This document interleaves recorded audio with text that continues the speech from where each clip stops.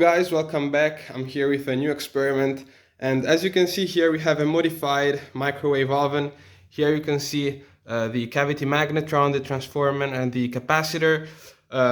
It's been modified to work anytime at full power, and the only thing I can control is the rotation of the glass plate.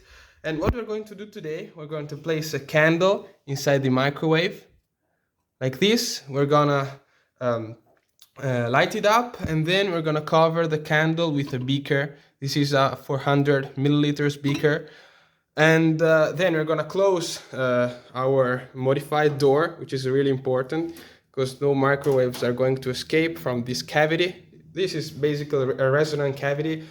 And then we're gonna turn on the microwave oven, also with the rotation, and see what actually happens. I hope that the interaction of the ions that actually constitute the flame are going to interact with the changing electric field in time, and we should get a plasma that is going to be confined by our glass beaker.